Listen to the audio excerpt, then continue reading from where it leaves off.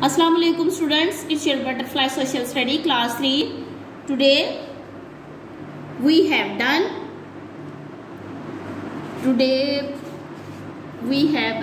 completed chapter number 1 and 2. Today we will start our new chapter and name is Shah Waliullah. Shah Waliullah रहमतुल्लाह अलैह। शाह वलीउल्लाह रहमतुल्लाह अलैह हमारा third chapter है। आज मैं उसकी एक्सप्लेनेशन आपको करवाऊंगी। हाफ चैप्टर की एक्सप्लेनेशन हम आज करेंगे और हाफ चैप्टर की कल करेंगे।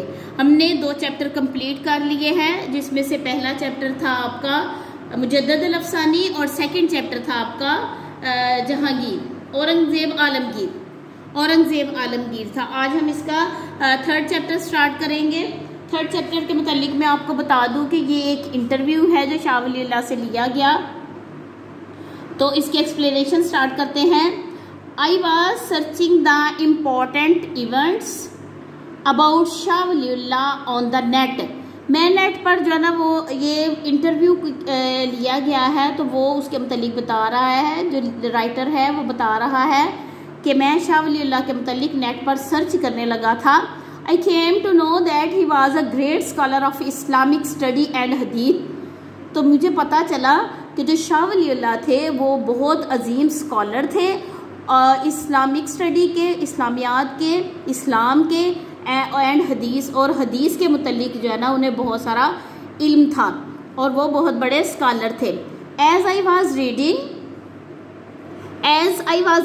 suddenly I realized that he was sitting just right in front of me.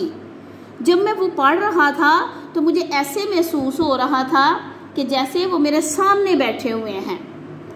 ठीक है, जब मैं उनके मुतालिक पढ़ रहा था तो मुझे ऐसे महसूस हो रहा था जैसे वो मेरे सामने बैठे हैं। I was surprised. मैं ये देखकर, ये सुनकर हैरान हो गया।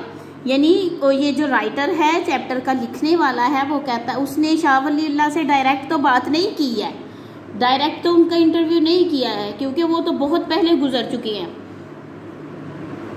बहुत पहले उनका विसाल हो गया था, बहुत पहले गुजर चुके हैं। तो जो लिखने वाला है ना वो ये फील कर रहा है कि मुझे ऐसे लगा कि जैसे वो मेरे सामने बैठे हैं। And quickly questions started springing in my mind one by one। और आहिस्ता आहिस्ता जल्दी से जल्दी से जो क्वेश्चंस हैं वो मेरे जहन में आने लग गए कि मैं जो है ना वो एक एक करके ये सारे क्वेश्चन हज़रत शाह वलीउल्लाह से शेयर करूं और उनसे पूछूं। शाह साहेब, ये अब मी है, मी में क्वेश्चन आ रहा है और वो क्वेश्चन पूछ रहा है writer, Shah Sahib what made you aware of the people of the poor conditions of the Muslim. कि आपको मुसलमानों की जो खस्ता हालत थी उसका कैसे पता चला। शाह साहिब अब जवाब देते हैं आई वाज इन प्रॉफिट मस्जिद इन मदीनतुल मुनव्वरा। वो कहते हैं कि मैं मदीनतुल मुनव्वरा में मस्जिद में बैठा हुआ था प्रॉफिट सल्लल्लाहु अलैहि वसल्लम की। तो प्रॉफिट मोहम्मद सल्लल्लाहु अलैहि वसल्लम came in my dream and order me to help out the Muslim.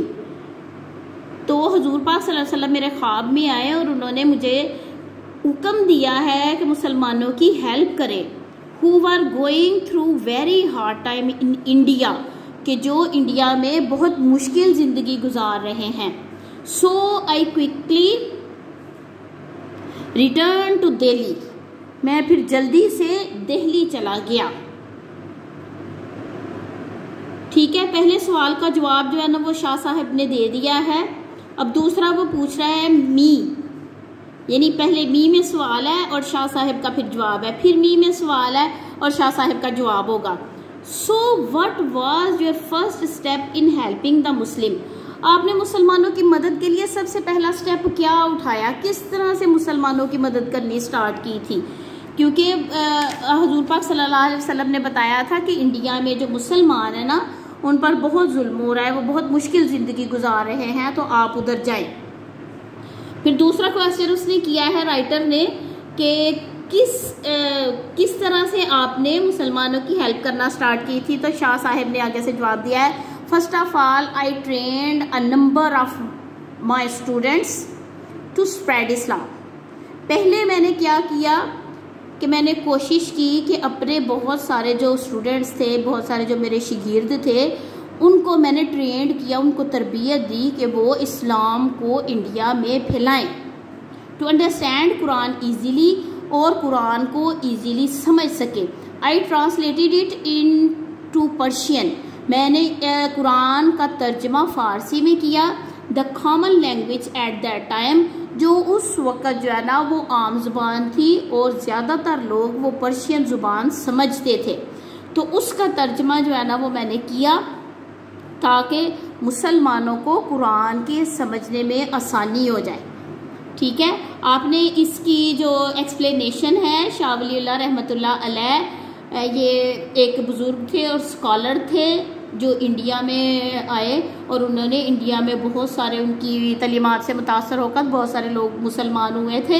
तो इसकी आपने एक्सप्लेनेशन 2-3 दफ़ा पढ़ना भी है इसको, और इसकी एक्सप्लेनेशन जो 2-3 दफ़ा सुननी है ताकि आपके जहन में पूरा चैप्टर हो जाए और आपको समझ आ जाए कि इस कहानी में, इस चैप्टर में क्या बताया गया है।